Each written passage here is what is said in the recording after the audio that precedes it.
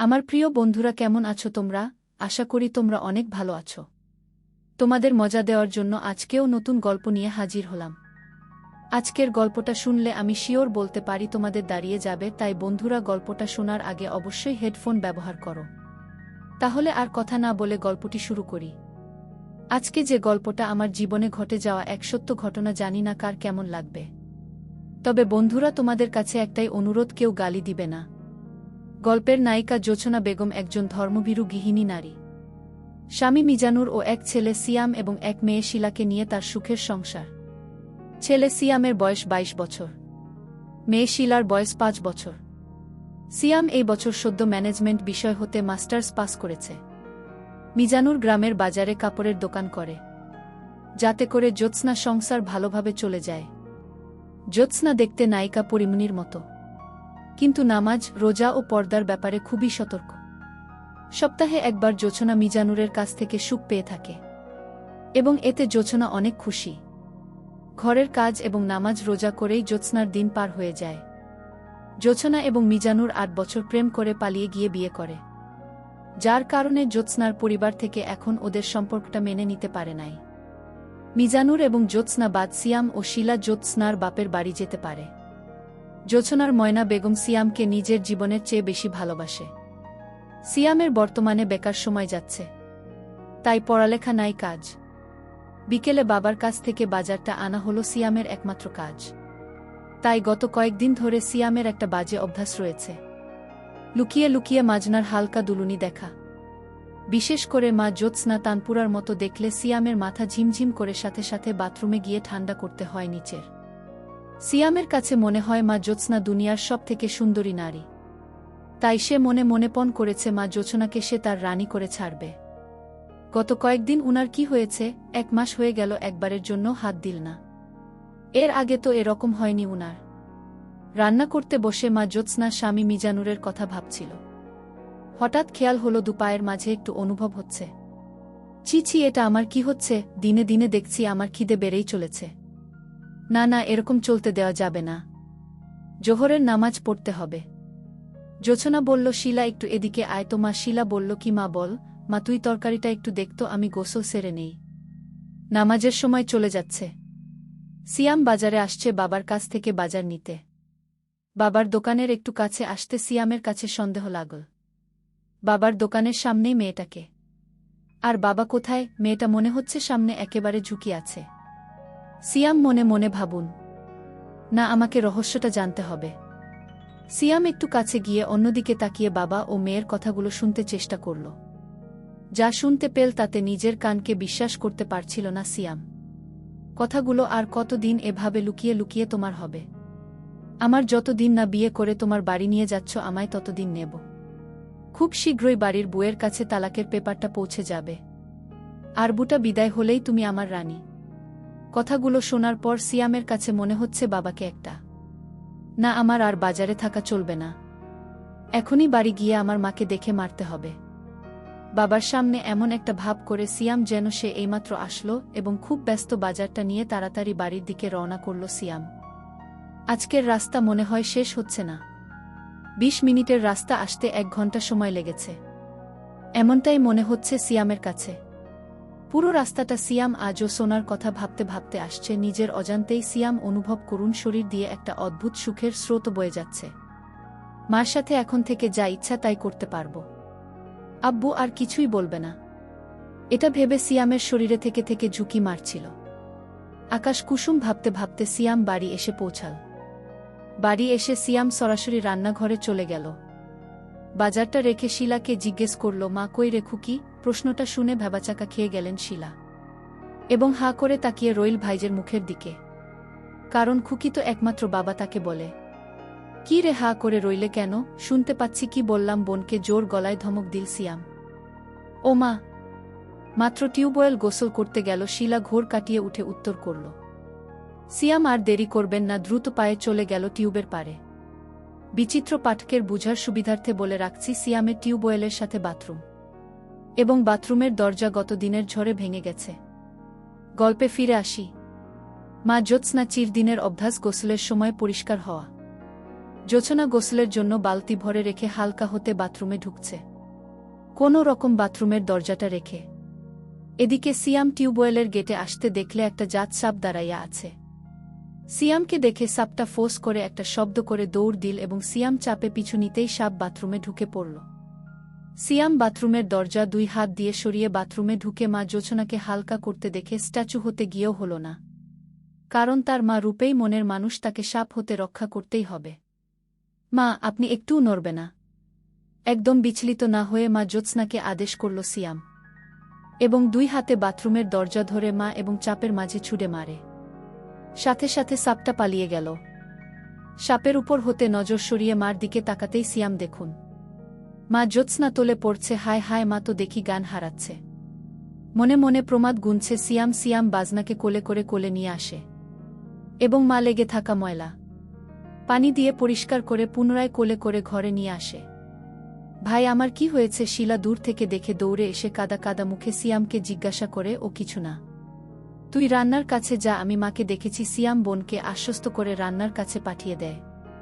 সিয়াম হাতে পানি নিয়ে মার মুখে পানির ঝটকা দেবে এমন সময় মাথায় একটা শয়তানি বুদ্ধি আসে। আচ্ছা, মা তো এখন বেহুশ, তাহলে এই সুযোগটা আমি কাজে লাগাচ্ছি না কেন? সিয়াম নিজের কাছে নিজেই প্রশ্ন করে। ভাবনাটা মাথায় আসতে সিয়ামের ফুটে বেরোনোর জন্য হাঁসফাঁস করছে। মাথার উপর ফ্যান চলছে, তারপরও সিয়ামের ঘাম ঝরছে। কাপা কাপা হাতে সিয়াম আজও সোনার উপর থেকে শাড়ির আঁচল সরিয়ে দেয়। সিয়ামের মাথায় চক্কর মারে। বাইরে কি মনে হচ্ছে? কারো হাত পড়েনি এখনো। সিয়াম আলতো করে 2টা চাপ দিল। জ্যোৎস্না বেশি চাপাচাপি করলে মা জেগে যেতে পারে। ভেবেছিলাম মা জ্যোৎস্না ছেলে নিচের দিকে নামতে থাকলে কাপড় সরাতেই সিয়ামের চোখে পড়ল মা জ্যোৎস্না, সেই আকর্ষণীয় যা দেখে সিয়ামের পানি চলে আসলো। কানের কাছে শিলার গলা ভেসে এলো।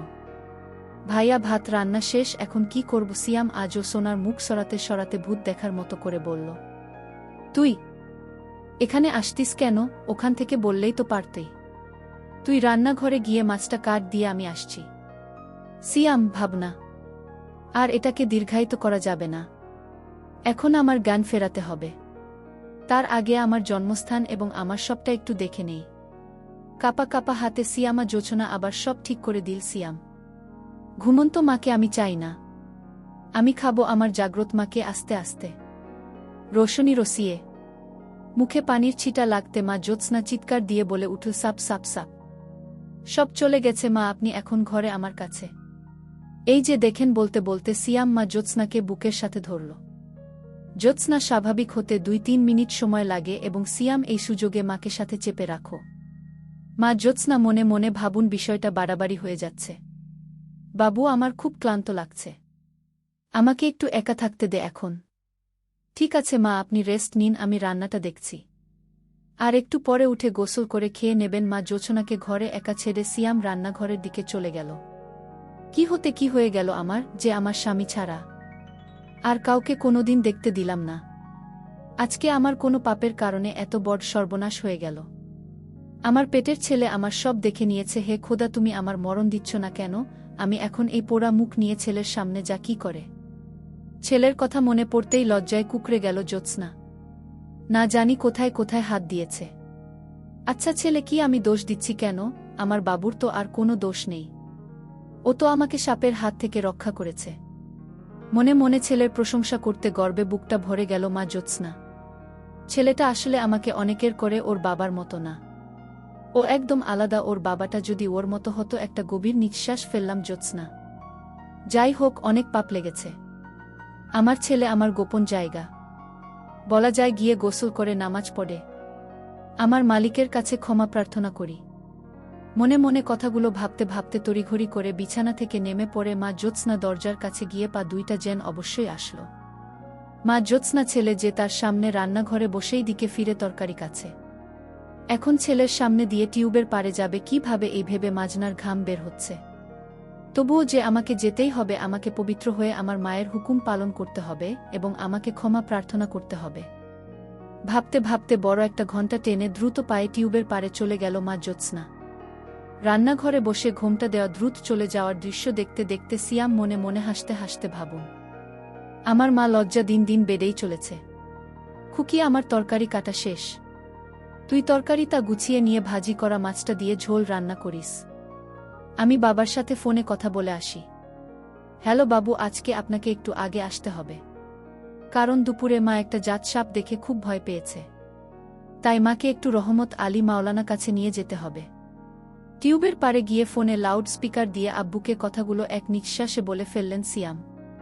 তোর মা মরুক, তাতে আমার কিছু আসে যায় না। তোর মা তুই নিবি না কি করবি সেটা তোর ব্যাপার। আমাকে এসব ফালতু ফালতু ব্যাপার নিয়ে ডিস্টার্ব করবে না। এখন বড় হয়েছি, সংসার, মা বোনকে একটু সামলাতে শেখ। আমাকে আমার মতো ছেড়ে দে তোরা। আর হ্যাঁ, কাল থেকে তুই দোকানে বসছি। কথাগুলো খুব রাগের সুরে বলল বাবা মিজানুর। কাল থেকে পারব না, কারণ কাল আমার একটা গুরুত্বপূর্ণ কাজ আছে। তবে পরশু দিন থেকে বসে।